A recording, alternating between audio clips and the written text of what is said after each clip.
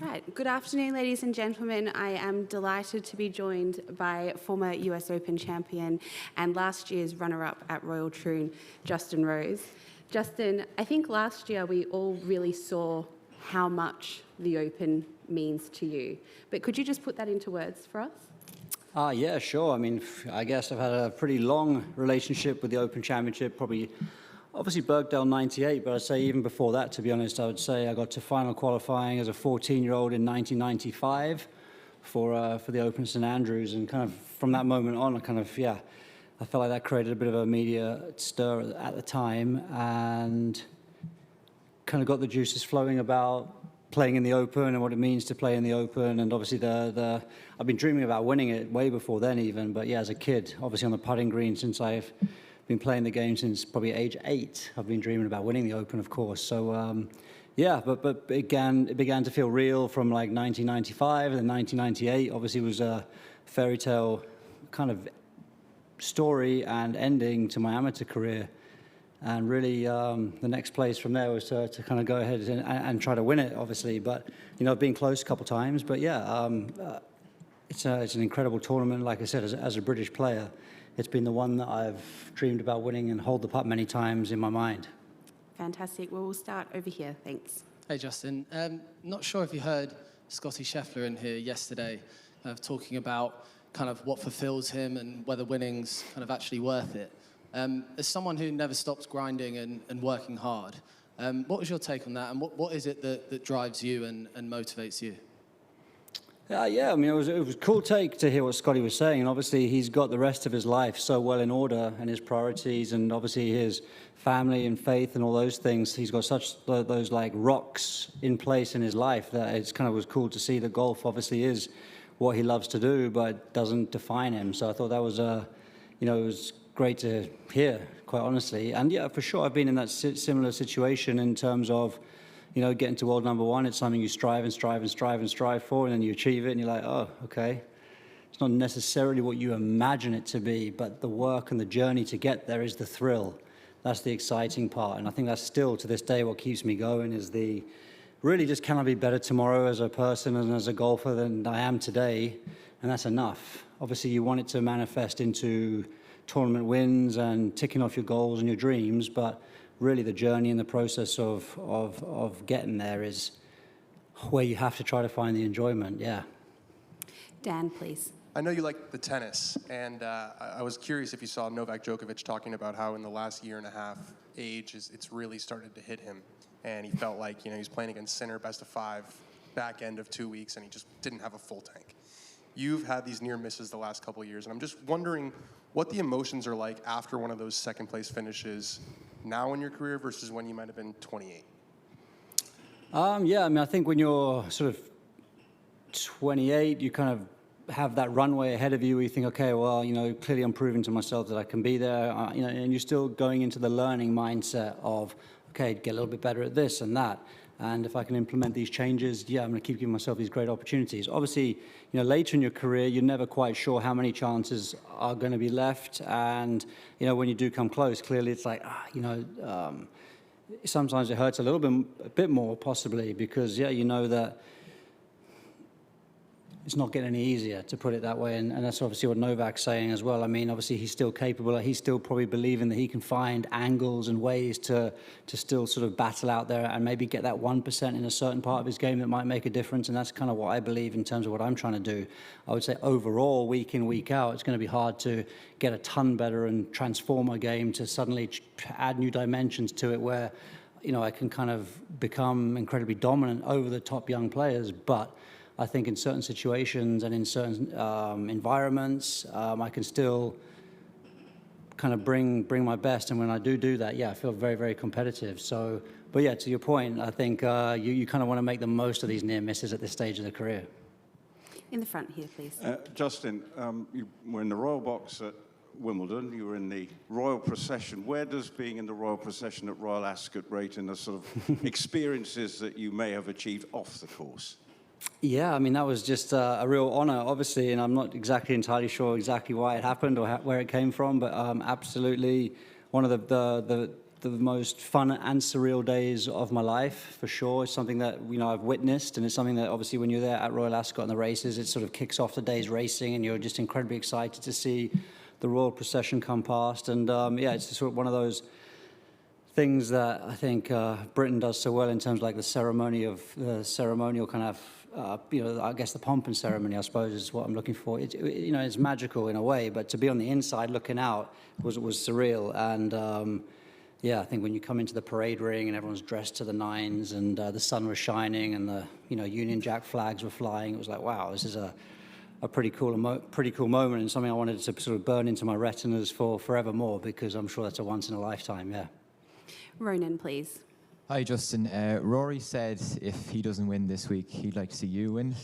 And just going back to the Masters, you obviously had a front row seat to what happened. Yeah. Maybe not the front row seat that you wanted, but what was it like to see all that emotion pour out of Rory on the 18th green at Augusta? And if you're going to be beaten by anybody, are you nearly glad it was him?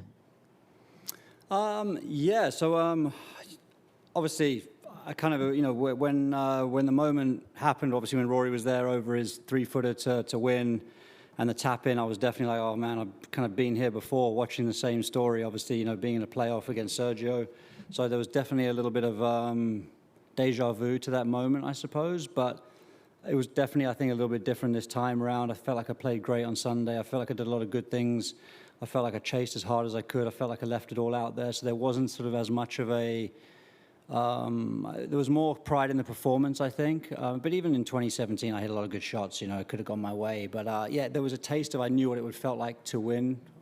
I felt like I could almost imagine what it would be like to have won the Masters. I kind of feel like I have been that close. But yeah, when you see all of that outpouring from Rory, you kind of understand how big the moment is, and you wish that for yourself, obviously. But like I said at the time, I think it didn't, it wasn't lost on me what a huge achievement that was for the game of golf. Obviously, someone achieving the career Grand Slam. So, absolutely, I was able to still be happy for Rory in that moment. And, it had been a long time coming for him. I mean, for how good he is to kind of had a few chances slip by, and obviously maybe a decade even, wasn't it, of chances slip by. It was always going to be a matter of time. I mean, it's easy for us to say that, but when you're the player, you want to kind of get that done, and you want to get it over the line. And obviously he had a huge opportunity to get that done. And listen, what can I say? He hit 2 amazing shots in the playoff. I'd imagine he felt like he'd have given it away until that point. He probably felt like he probably shouldn't have even been a playoff, I'd imagine, from his point of view. So for him to steady himself and to put 2 great swings on it when it mattered most for him, obviously that's, when you lose to that, you can kind of, walk away with your head held high, and you can give your competitor, a lot of props for that type of situation. But I think, also you got to look inward, and you got to understand how, is there anything I could have done better in the moment? But really, I hit 2 great shots into 18 myself, and, the outcome was what it was. Number 2 in the back here, please.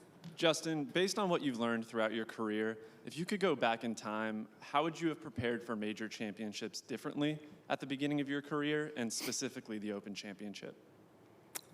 I think preparation around the majors is something I've taken seriously probably for, the best part of, 10 to 15 years now, and I feel like I have done it differently to a lot of guys, and I have invested the time to preparing for major championships, because quite honestly, the last couple of days have been very difficult to prepare. It's very busy out there. There's a lot of crowd, a lot of people wanting a little piece of you, autographs and all sorts of stuff. And obviously you're playing in 4 balls, and there's just a ton of people inside the ropes, and it is chaotic, and I feel like that's not an environment to really learn the golf course at all. So I think I started implementing some different strategies around preparation pretty much actually 2013. Before winning at Merion, it kind of worked perfectly for me that particular week.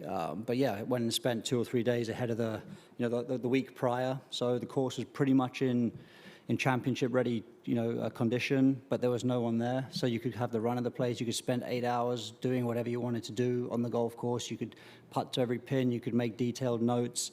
And I feel like that's very difficult to do the week of the championship. And also it's incredibly time consuming and energy sapping to prepare properly. So that is why, then there's the whole dilemma of, do you want to play the week before? Do you not want to play the week before? So it's a real balance really to get right. And I think the majors come so quickly in the summer. Once obviously the Masters is out of the way, I feel like the next 3 majors kind of feel like they come quite rapid fire, so it's quite hard to find the time to dedicate towards doing that unique practice and preparation. So it's a challenge for sure, but I feel like I have implemented it early enough in my career where I've seen it make a difference. I think I've performed relatively well in the majors over the last decade or so. A lot of that's down to the preparation time I've put in, I believe. So I don't really look back and think I could have done anything different. I think being a major champion, I'd credit to preparing well for the majors. Number 3, please. We'll go back to Rory, if you don't mind. What can you talk about him as a teammate in the Ryder Cup, as a rival when you're going for a major, and what it might mean, although it's all about your preparations, about you winning it, what it might mean for him to win it here, what it might mean for this place and for the game?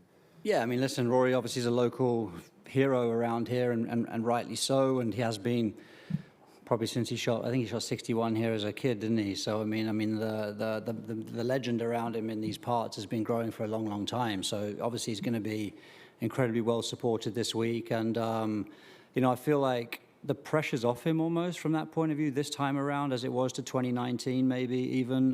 The fact he's got nothing really more to prove, this would just be now like cherries on top of everything. So I feel like probably he's in a good mindset, I'd imagine. Obviously, I think I've had a bit of a come down off the back of the Masters. I feel like I'm coming back around to having a bit more energy and focus again. I can see maybe the same for him too.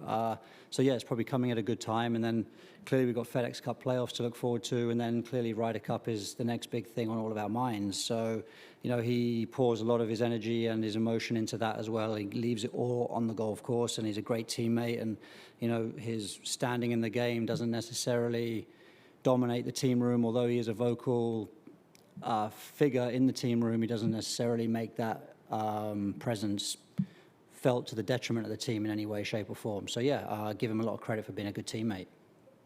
In the front here, please. Hi, Justin. You had in your bag for a while the Axis One putter. I believe you were a part of the design. You don't have it anymore. What has changed? What are you looking for in the greens now? Yeah, so I still love the Axis One, still speak closely with the guys there, the owners, the developers of the product, still help them with next generation of product. Yeah, I just felt like I needed a change of look, for me, and that was about a year ago, actually, around this time. And I think the slower links greens as well, I just was looking for a little different feel or actually a lot of it was around alignment. And just fell back into a part of that I quite enjoyed, So, but I still, like I said, I think it's still, for me, the Axis One kind of patent and the design on it is first class, and it brings, it offers so much. But yeah, it's definitely still, for me, a great option going forward. 4, please. Yeah, hi, Justin. Can I just pick up on what you mentioned about the Masters, how long it actually took you to get over it, if you have? And as the positive reaction, that the way you and Kate behaved in the aftermath, has that sort of helped the positive feedback you've got? Yeah, it's been a weird one because I don't really feel like I had to get over it because I didn't necessarily feel like completely devastated by it either. Do you know what I mean? I felt like I played well. I felt like I could walk away with my head held high. So from that point of view, I didn't really feel like there was much baggage or much to get over. I think what was difficult is having just the micro moments with everybody you meet for the next couple of months, even like, oh, well played, or unlucky, oh yeah, thank you. It's just like everyone wants to talk to you about it. So it's that way it's hard to get past it. That's the only thing I would say that I felt maybe. And it's a subconscious, it's not even a conscious thing. I think I'm over it. I don't know. Who knows? Has anybody said anything particularly nice or touching or striking to you since? Listen, most people have been so kind afterwards, and I think to answer your question, I think that has been a big help. And obviously, I think that I've, I probably picked up a lot more followers and fans because of the Masters and because of maybe, I just felt like I reacted normally afterwards, but for whatever way, shape or form that was perceived, I think people were, thought that was sort of it became a fun tournament for people to watch, I think. I think the back nine became exciting. It wasn't a runaway win. Someone made a run. Someone was playing well. There was a bit of drama, a few bad shots, some great shots. And suddenly it culminated in this amazing story. And I think I was just part of that, which was great. And it was great to be a part of that. I think it was probably one of the most exciting majors we've had for a long, long time. So I think just being a part of that story, I think, has made people very excited about the tournament. And the feedback of that's been positive, I think, is all I'm saying, I suppose. But yeah, I'm ready to move on for sure because, you know, second was it's second place, isn't it? It's a tough loss, but at the same time, it's still more evidence that when I get things right, I'm still competitive and can still bring it. So that's what I'm encouraged about. And obviously, I've got to make sure that those moments like this week and going forward, I can try to be as focused as I can on the moment now. Number 2, please. Justin, when you come to a week like this where you are getting that extra level of attention, mentally, do you try to kind of dull it down and play it like any other golf tournament, or do you say, you know, I want to really embrace that attention and pay extra attention to it in your mind? Yeah, it's a good question. I think that the last couple of days I've really just tried to sort of shrug it all off, and I don't feel like I feel like a lot of my preparation, I was up here a couple of weeks ago, and I'm leaning on that because I feel like I took in a lot of information, and I feel like the last couple of days I've just let it sort of like wash over me a little bit. I haven't been too intense. I feel like I haven't had the energy to be too intense. There's been a lot of other stuff going on, so I think that that's been my way of kind of handling it these last couple of days, but I know tomorrow that's all going to change. I'm not even worried how I've played these first two. You know, often in practice, if I don't play well in practice, there's really no sign at all of how the week's going to go whatsoever, because tomorrow, you know, it's for real. The focus completely changes, and I think that's what I do find difficult about the preparation is everything is so busy, so chaotic. There's lots of stimulation out there, but there's zero focus to deal with it. Versus in a tournament, there's still a lot of stimulation and a lot of things to deal with, but there's that focus kicks in that helps you navigate kind of the situation and the atmosphere out there. So I'm kind of almost looking forward to tomorrow. And I don't know if you saw Scottie Scheffler's comments yesterday about fulfillment and winning and you know, what meaning that brings to you. But could you relate to what he was saying at all? I know you've spoken about wanting to get that one, you know, last major win. We answered a question on that just earlier on in the press conference, and I very relatable for sure. I think there's been moments in my career where you summit to the top of the rankings, and you kind of maybe perceive it to be more than it actually is at the time. But I think it's just a great reminder for what he said that, yeah, there are clearly other things in life, and it's about having all your big rocks in place, and clearly his family faith, as my family's in place. You know, those are the things that give me the greatest joy. And obviously, listen, we spend a lot of time playing golf. We spend a lot of time focusing. I've been dreaming about being a pro golfer since I was probably 5 years old. So, I mean, it's a huge part of me, and I want to honor that always. But, you know, I'm only 45 years old, let's say, halfway through my life, I hope. You know, I also hope to be a lot more than a golfer. So it's good perspective to not make it be everything. Yeah. We'll finish with these 3 last questions that we have in the room. So, Brian. Yeah, Justin, from your visit here a few weeks ago, the golf course, what's the plan of attack? What do you see as the big challenges? It looks quite difficult off the tee. It seems to be a key to scoring well around here. Just wondering what your opinion is on the challenge.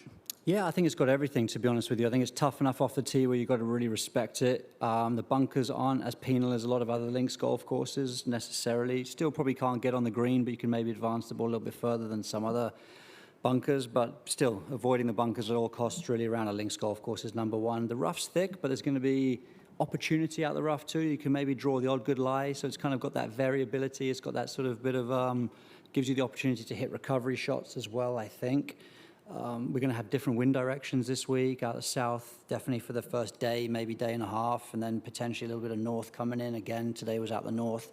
So yeah, my practice trip was valuable because it was more of a south wind, so hopefully get a bit more of a feel of how tomorrow's gonna play for us versus today. And that's another reason why I was like not massively intent today on exactly how the course is playing, because I'm not sure we're going to get that feel again. We'll see what happens on the weekend, but yeah, I think. But there's a lot of birdie opportunities on this course as well. It does give up some birdies, so I think you need to be positive. You need to go out there, as tough as it is. In places, you do have to get on the front foot, and maybe there's certain holes you need to take advantage on. So yeah, it's a great mix. Right, second last question, number 4. Justin, what are your reflections on your experience at Troon 12 months ago, and what impact did that have on you and your hunger at this stage of your career? Yeah, if I look back at Troon, I think I played as good a golf as anybody for the whole entire week. I think I probably played through some of the tougher conditions that you know, in terms of Saturday afternoon was brutal. I got the worst of it there. You know, I really felt like I hung in. So it was good resilience. I felt like I showed that week. I felt like, you know, I went out and I shot the second lowest score of the day on Sunday, which again, if you're in one of the last groups, obviously I got beaten by Xander, who played an amazing round of golf, and we were kind of toe to toe right through the round until he had a golden half an hour where he stretched away, and that was it. But yeah, I felt like, again, you know, when you step up as a competitor, you're like, yeah, I had everything available to me there to win the tournament. So that does kind of keep you believing, you know what I mean? And it gives me, obviously, you know, a lot of hope coming back into this week and future Opens as well. And last question from John, please. Justin, hi. I hope you live to be 92.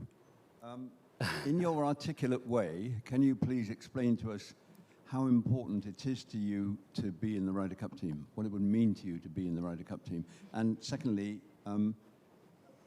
are you able to, do you have any headspace at all for thinking about not getting into the team, or is it just dismissed? Yeah, well, I think first and foremost, I think the only way to make the team is by having no headspace about what happens if you don't make the team. You know, it has to be all-consuming. It is a huge goal. I feel like I definitely want to be in that team in New York. New York's been a well-talked-about Ryder Cup for, I don't know, it feels like almost a decade. I don't know when it was announced. It feels like a long time ago we knew we were coming to New York, and it's well anticipated, and I think it's going to be one to experience. No one quite knows what to expect, what it's going to feel like, other than it's going to be different. It's going to be an awesome experience. One I want to sort of be a part of in the mix of it, which is, you know, inside the ropes with my golf clubs, and to be able to be a good teammate in the best way I can. So yeah, absolutely. Like, it's a huge, huge ambition of mine to be playing in New York. So it's going to test every ounce of you, and I think that those are the moments that I'm looking for. That's kind of where I'm finding the joy, and that's what I'm chasing at this point in my career, is that are the big moments in the sport, you know, whether that's Ryder Cups, major championships. Those are the memories I'm trying to make. You know, I feel like I've been lucky enough to achieve a lot in the game, and I'd like to have achieved more of the same things, you know, more majors, more wins, more of everything, but I've pretty much achieved everything I could have dreamed about having achieved in the game of golf. So I'm just trying to kind of like really add to those highlights now, and obviously Ryder Cup offers a huge opportunity to do that.